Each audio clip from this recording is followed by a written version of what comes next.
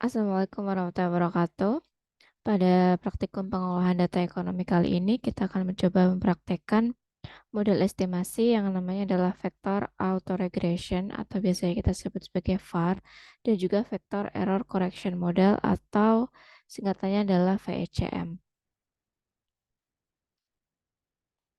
Oke, yang pertama kita mulai dengan vector autoregression atau model VAR. Jadi model VAR ini adalah merupakan metode yang dikembangkan oleh Christopher Sims pada tahun 1980. Yang mana model ini sebenarnya adalah pengembangan dari model autoregression atau R univariate. Kemudian dikembangkan jadilah sebuah yang namanya vector autoregression. Nah, model VAR ini merupakan sistem persamaan yang dapat memperlihatkan setiap variabel sebagai fungsi linear dari konstantannya dan juga dari nilai lag atau nilai lampaunya dari variabel itu sendiri. Serta bisa juga digunakan nilai lag atau nilai lampau dari variabel lain yang ada dalam sistem persamaan. Oke, jadi variabel penjelas dalam model VAR ini sebenarnya meliputi nilai lag dari seluruh variabel dependen yang atau tak bebas dalam sebuah sistem. Nah, premisnya model VAR ini merupakan pendekatan yang koheren dan kredibel untuk peramalan data, inferensi, dan juga analisis kebijakan.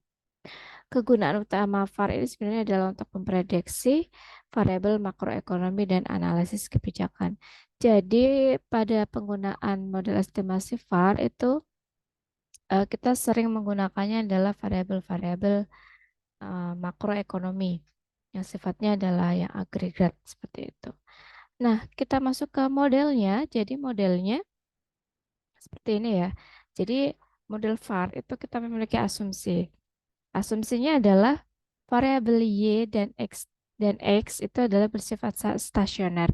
Jadi misalkan kita punya model VAR, model VAR-nya itu bivariate, bivariate yang mana ada dua model yaitu variabelnya adalah Y dan juga X gitu ya.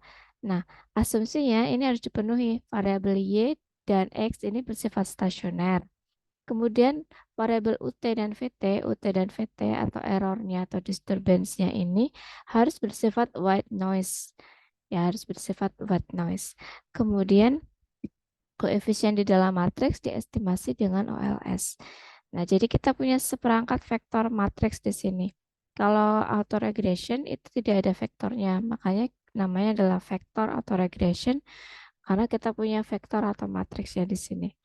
Ya, vektor dari variabel-variabelnya. Nah, ini akan kita estimasinya, sebenarnya estimasinya adalah dengan OLS biasa, gitu. Nah, ini adalah bagian atau skema penggunaan dari model VAR dan juga VECM. Ya, jadi pertama kita harus punya data dulu. Datanya bisa ditransform, bisa juga lebih baik ditransform seperti itu ya. Kemudian kita melakukan yang pertama adalah unit root test atau uji stasionaritas.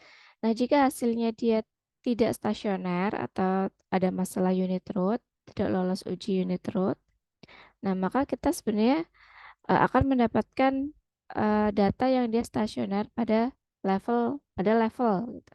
Level atau di sini kalau level itu ada terintegrasinya I-nya adalah 0 gitu. Nah, setelah itu kita bisa lakukan correlation test. Nah, kalau correlationnya tesnya hasilnya itu adalah tinggi, maka kita akan menggunakan namanya SVAR. Kalau dia correlationnya rendah, berarti kita akan menggunakan VAR di level 0 tadi. Oke. Itu kalau tadi VAR ini datanya ini tidak memenuhi syarat unit root test. Nah, kalau dia memenuhi syarat unit root test, maka eh, kita bisa menggunakan VECM ya. Jadi pakai VAR, kemudian kita harus menggunakan VECM. Nah, berarti kalau datanya itu telah lolos uji unit root atau dia itu stasioner pada level 1, pada level 1 gitu. Nah, selanjutnya kita bisa menggunakan VECM atau VAR pada tingkat first difference-nya. Nah, ini ditentukan oleh apa? Oleh yang namanya co-integration test. Jadi kita lakukan co-integration test. Kalau dia terdapat kointegrasi, berarti pakai VECM. Kalau tidak terdapat kointegrasi, kita bisa menggunakan var di levelnya adalah first difference, bukan level yang nol lagi. Gitu. Jadi syarat untuk menggunakan VECM sebenarnya di sini harus memenuhi unit root test dari seluruh variabel yang kita gunakan. Ya, jadi harus stationary pada first difference. Itu yang VECM. Gitu. Nah, kemudian dua-duanya ini, baik var maupun VECM, sebenarnya nanti bisa kita hitung namanya impulse response function atau IRF dan juga FEVD. Ini. Kita akan coba untuk estimasi satu-satu. Pertama adalah dengan var terlebih dahulu. Oke, ada beberapa tahap di untuk mengestimasi var. Yang pertama, tadi adalah uji unit root atau uji stasionaritas. Nah, kita bisa menggunakan ujinya yang paling banyak digunakan itu augmented Dickey-Fuller, tapi juga bisa pakai Pillai-Perrons dan lainnya. Kemudian setelah uji stasionaritas, kita harus menentukan panjang lag-nya, pemilihan lag optimum. Kemudian lakukan uji kointegrasi dengan Johansson cointegration. Kemudian kita estimasi model var. Nah, kita juga bisa mendapatkan analisis IRF-nya dan juga bisa menguji kausalitas Granger. Nah, baru kita bisa merekomendasikan sebuah kebijakan dari langkah-langkah ini. Oke, kita masuk ke contoh. Contohnya kasusnya adalah menganalisis estimasi model VAR hubungan antara investasi dan GDP pada periode 1959 pada kuartal 1 sampai 2010 pada kuartal 3. Kita akan menggunakan model yang namanya bivariate VAR model, yang mana variabelnya ada dua, yaitu gross investment dan juga GDP, dan frekuensi datanya adalah bentuknya data kuartal. Tadi periodenya mulai dari 1959 kuartal 1 sampai 2010 pada kuartal ketiga. Kalau kita tuliskan modelnya, model var bivariate itu akan menjadi seperti ini kira-kira. Nah, ini seperti yang tadi ya, XY tadi, mana ya, ini X, Y, X tadi, kemudian kita punya matriks. Nah, ini sama sebenarnya kita lakukan. Kita punya variabel di sini mungkin tadinya nih Y, ini X, ini jadi investasi, ini jadi GDP. Nah, kemudian kita buat vektornya atau matriksnya. Modelnya kira-kira seperti ini. Nah, kita langsung saja menggunakan data, kita menggunakan praktek menggunakan stata. Jadi kita buka dulu statanya. Kita buka dulu statanya. Kemudian masukkan datanya. Datanya di sini adalah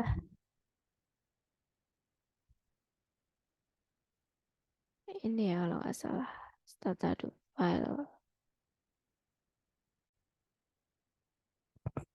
Datanya ini dalam bentuk Excel. Kita buka dulu datanya. Ya seperti ini. Kita punya data. Ada gross investment, GDP, kemudian gross investment yang sudah dilogaritmakan, dan juga GDP yang sudah dilogaritmakan. Kemudian ini adalah quarterly, ini adalah time-nya, waktunya. Dari 1959 kuartal 1 sampai 2010. Nah, kita coba, kita tinggal paste aja, copy, kita copy paste ya ke Stata. Copy, kemudian di Stata kita klik di sini edit, edit, enter, Nah, edit, enter, kemudian kita paste, yes. Nah, hasilnya akan seperti ini.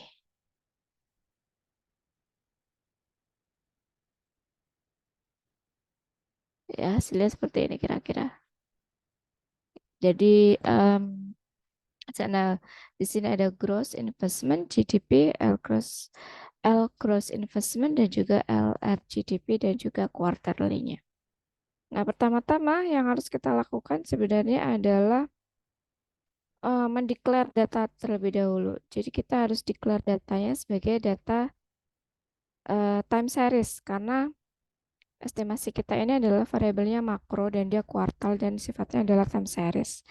Sehingga kita harus declare dulu, kita harus bilang dulu ke Stata kalau data ini adalah time series. Jadi perlakukan data ini sebagai data time series. Supaya nanti komennya yang untuk var bisa kita lakukan. Komennya adalah TS set, time series set. Nah, waktunya adalah quarterly. Oke, di sini saya gagal melakukan karena merah dan bilangnya adalah quarterly is a string variable. Jadi string variable tuh not allowed. Jadi tidak dibolehkan kita meset data time series dengan data yang string. Kita coba browse. Yes, ya kita lihat quarterly itu warnanya merah. Nah, kalau warna merah di data ini sebenarnya kalau di Stata itu adalah menunjukkan kalau dia itu data yang string. Data string itu data yang dia bukan angka, jadi ada hurufnya. Jadi kita tidak bisa menjumlahkan, tidak bisa kalkulasi lain-lain karena ini adalah data string gitu. Jadi kayak data sebuah nama itu nggak bisa kita olah gitu. Nah, solusinya adalah kita bisa coba generate variabel lain. Nah, kita encode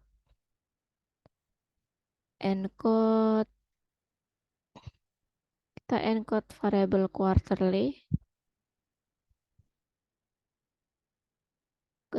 quarterly, kemudian kita generate variabel baru. Kita generate variabel baru, namanya misalkan saya kasih nama time. Sudah, kita lihat. Jadi variabel time-nya ini sudah berubah ya. Tapi ini sebenarnya nilainya adalah 1, kemudian 2, 3, sampai yang terakhir ini ada 207. Berarti di sini ada 207 periode waktu ya. Jadi sudah ada labelnya, tapi sebenarnya namanya value-nya itu adalah 1 sampai 207. Nah, kalau sudah bisa berarti kita coba set untuk variable time tadi. Decide time. Oke. Time variabelnya 1 sampai 207. Kemudian deltanya ini ada di 1 unit ya. Per kuartal ya deltanya.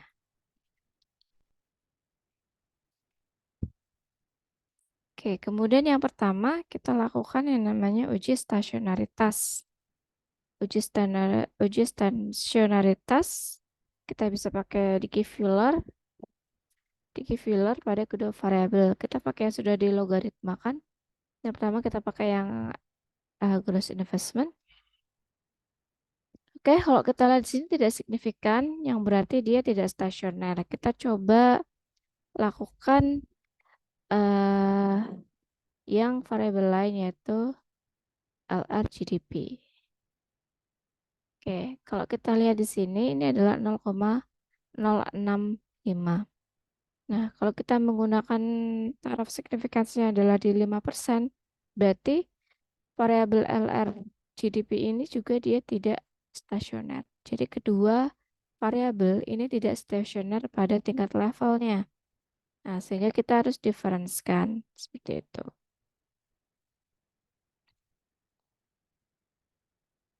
Kita harus difference-kan.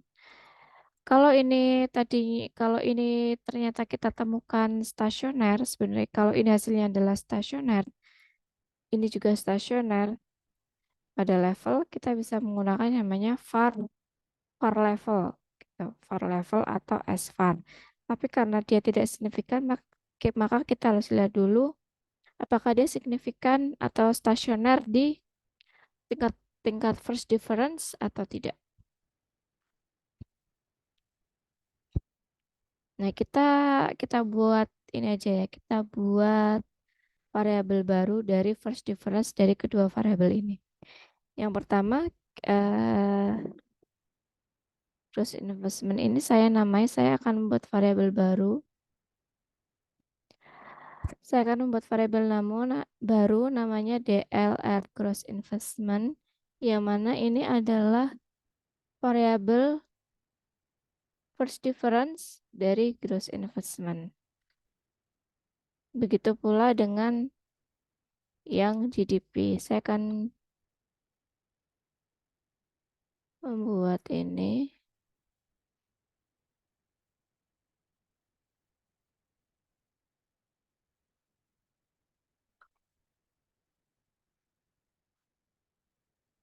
Nah, hasilnya ya. Jadi sudah ada variabel baru, dua variabel baru namanya first difference dari gross investment dan juga first difference dari GDP. Sekarang kita coba untuk uji stasioner lagi dua-duanya. Satu-satu dulu.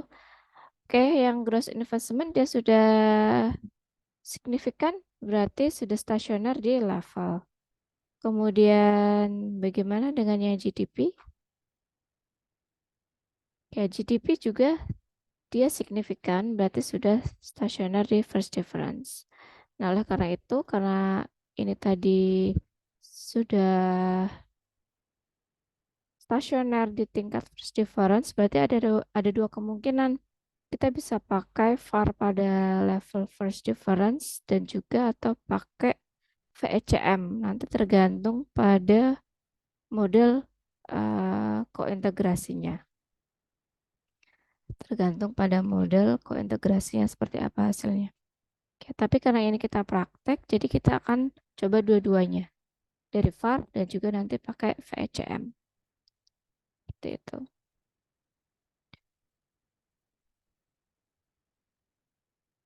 Oke, setelah kita sudah berhasil menemukan stasionaritas data, maka langkah kedua adalah pemilihan panjang leg. Pemilihan panjang leg yang optimum. Ya, jadi sampai saat ini sebenarnya belum ada kriteria pada pilihan panjang leg yang harus ada di model VAR ya. Namun terdapat beberapa hal penting yang harus diketahui. Jika leg itu terlalu kecil, model bisa mengalami yang namanya misspesifikasi. Tapi jika leg terlalu panjang, degree of freedom tidak optimal. Nah, penentuan panjang leg ini bisa melalui nilai yang namanya Akaike, Sesworth, dan juga Hannah-Quinn. Dan juga ada lagi yang harus dipenuhi yaitu harus tidak ada isu atau korelasi pada leg yang terpilih. Jadi nanti kita akan menguji namanya autokorelasi. Oke,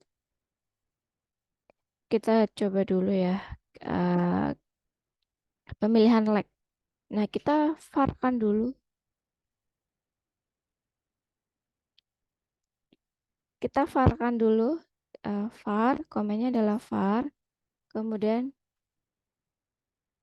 dua dua dua variabelnya kita masukkan yaitu kita pakai yang sudah ini ya, yang sudah di first difference kan, yang sudah stasioner tadi. Nah, Lexnya kita coba untuk yang 1/5 terlebih dahulu. 1/5. Kira-kira sudah seperti ini. Ya, ini hasilnya. Ini sebenarnya adalah hasil estimasi OLS dari VAR itu sendiri. Hasilnya seperti ini. Nah, jadi gross investment itu dipengaruhi oleh gross investment dan GDP pada leg 1, leg 2, leg 3, leg 4, dan leg 5, dan seterusnya. Oke, karena kita mau mencari leg optimum, komennya adalah VARSOC. VARSOC. VARSOC. Nah, hasilnya seperti ini ya. Nah, ini hasilnya seperti ini. Nah, bagaimana cara memilih leg yang optimum? Cara memilih leg yang optimum sebenarnya adalah bisa kita lihat eh kita lihat ini yang ada bintangnya. Semakin banyak leg yang dia berbintang, itu berarti semakin memenuhi kriteria panjang optimum leg. Kita lihat dulu, di sini ada bintang, ada HQIC dan SBIC-nya di bintang ya, pada leg 1. Ada dua yang berbintang di sini. Kemudian kita lihat juga yang bawah, yang leg 3. Yang leg 3 ini juga berbintang yang FPE dan AIC. Nah, karena ini seimbang, jadi bukan 3 banding 1 seperti itu. Karena 2 berbanding 2 ini seimbang, maka menurut literatur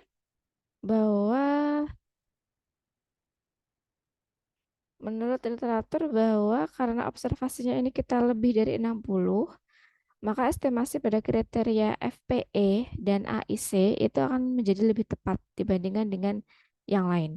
Sehingga kita akan memilih yang ini, yang FPE dan AIC-nya yang terbintangi, yaitu di lag-nya adalah 3. Sehingga lag terpilih adalah 3. Nah, selain memilih lag, tadi kita juga perlu mendiagnosa stabilitasnya dan juga residualnya. Apakah ada autokorelasi atau tidak, gitu kan?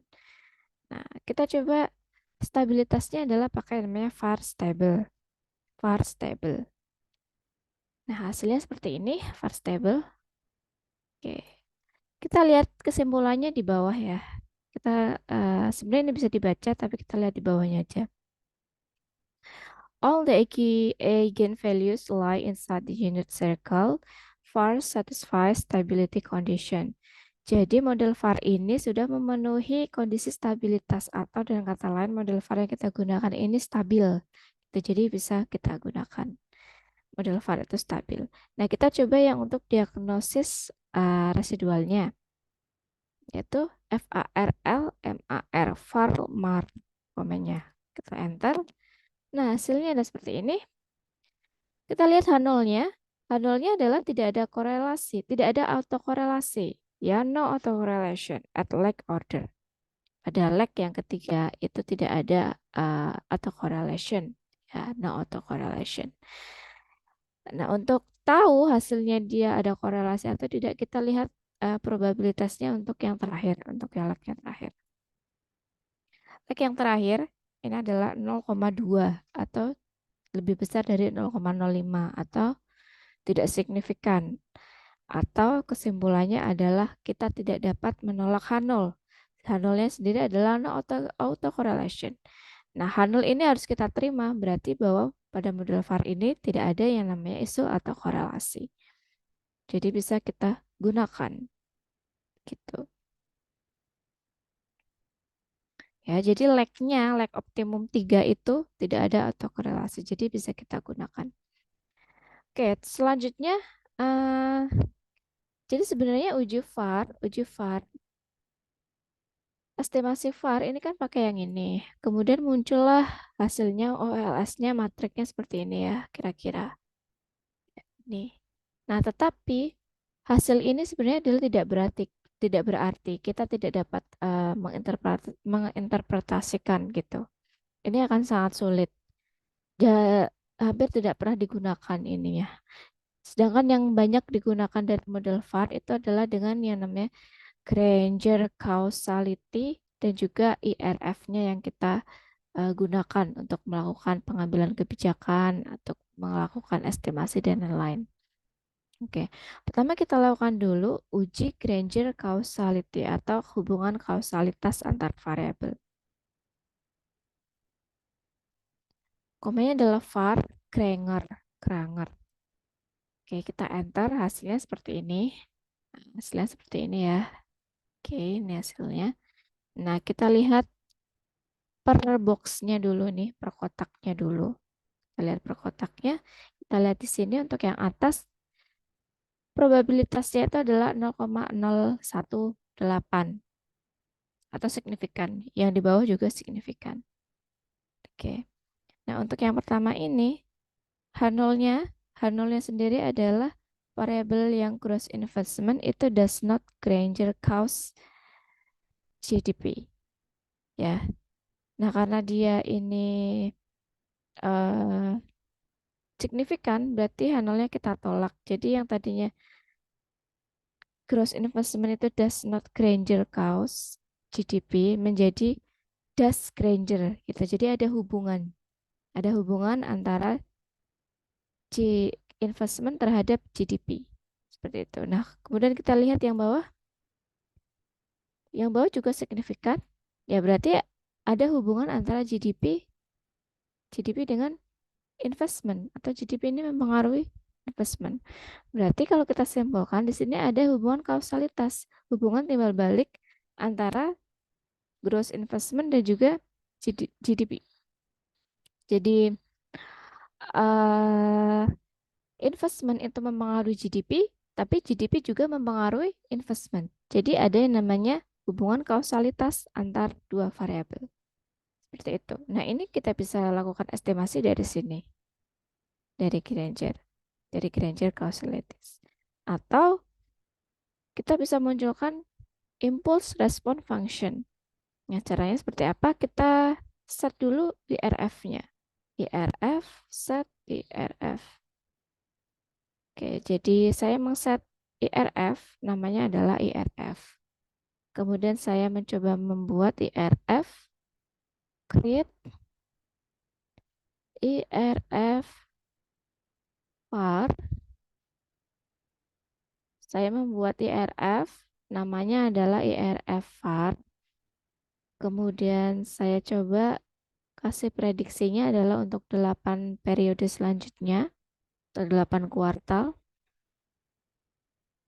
Kita kasih opsi juga. Oke, kita lihat. Nah, selanjutnya kita buat grafiknya dari IRF. IRF, grab, IRF. Yang mana impulsnya adalah dari variabel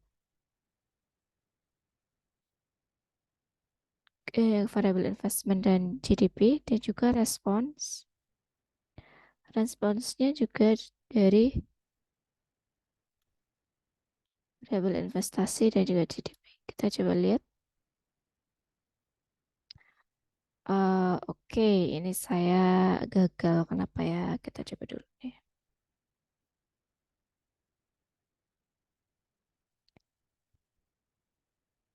Oke, kita coba dulu. Saya mungkin punya IRF yang lain.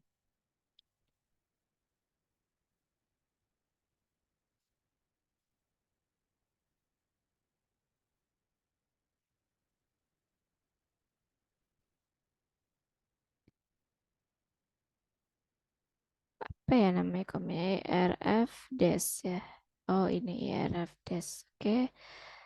Jadi saya punya IRF-nya di sini IRF VAR sama IRF VEC karena sudah pernah saya buat. Oke, jadi ini mungkin saya kasih IRF. Kita spesifik pakainya IRF VAR ya. Nah, hasilnya seperti ini ya. Oke, jadi di komennya itu diberi spesifik IRF-nya yang mau dipakai yang mana ya, itu yang VAR. Hasilnya seperti ini nih ya teman-teman. Bisa dilihat hasilnya. Nah, apa maksudnya dari grafik ini? Jadi sebenarnya seperti hampir sama seperti peramalan ya. Hampir sama seperti peramalan. Nah, keterangannya sebenarnya di bawah. Ini adalah graph by IRF name. Nah, IRF name-nya tadi pakai IRF var. Kemudian yang kedua ini adalah impulse variable. Jadi yang ada di kedua setelah var IRF name-nya ini tadi adalah impulse variable. Apa yang menjadi impulse? Impulsnya di sini ada GDP, yang bawahnya adalah investment. Kemudian yang ketiga atau yang terakhir ini adalah respon variabel. Jadi variabel yang merespon seperti ini. Gini. Ya, kita coba baca yang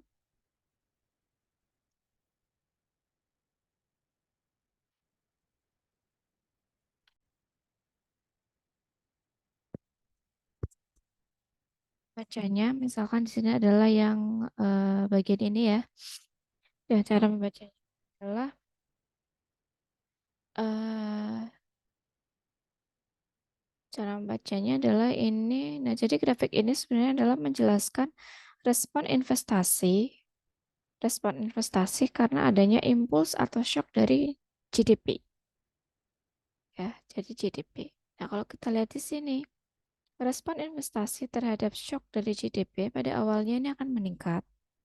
Pada awalnya akan meningkat. Nah, kemudian dia akan menurun cukup landai, sedikit-sedikit menurun. Kemudian dia akan menurun cukup tajam, ya kemudian meningkat lagi, dan kemudian akan stabil. Seperti itu. Hampir hampir pada seperti pada awalnya ya ini dari garisnya ini. Gitu. Ini adalah contoh cara membacanya dari impuls response function.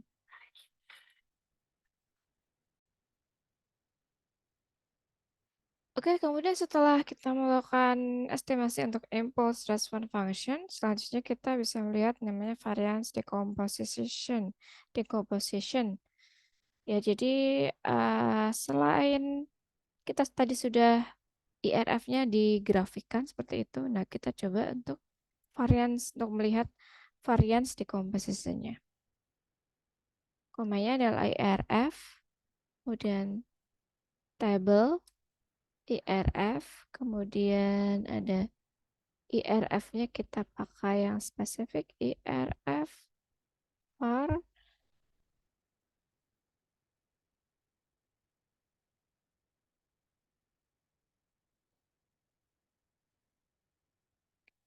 impuls impulsnya tadi sama, sebenarnya sama, komanya sama yang type yang grafik tadi.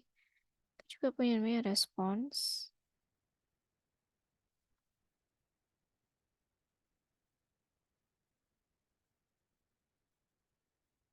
Nah, ini ada kolomnya ada satu, satu, satu, dua, dua, dua, tiga, tiga, dan empat, empat ya.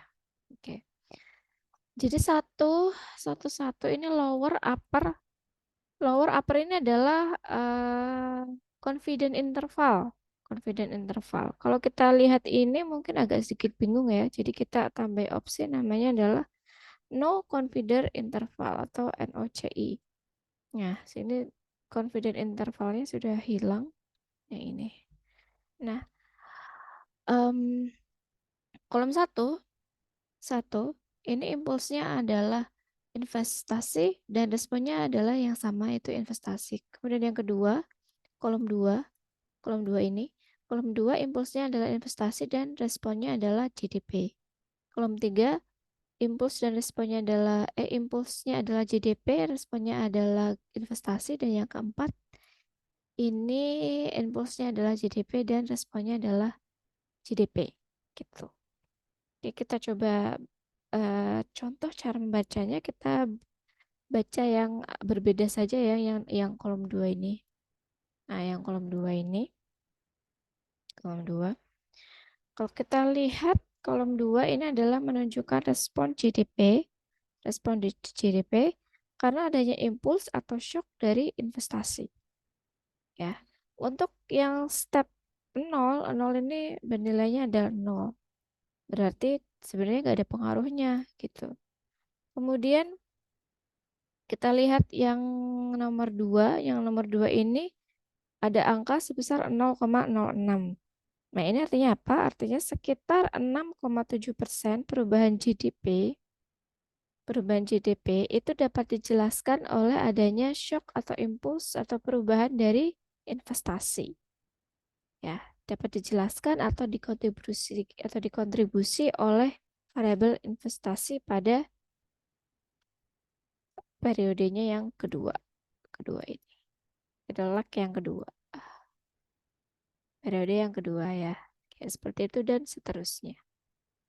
Ya, jadi IRF, kemudian variance decomposition, dan Granger causality ini adalah yang biasanya sering digunakan saat uh, kita melakukan estimasi dari VAR itu sendiri.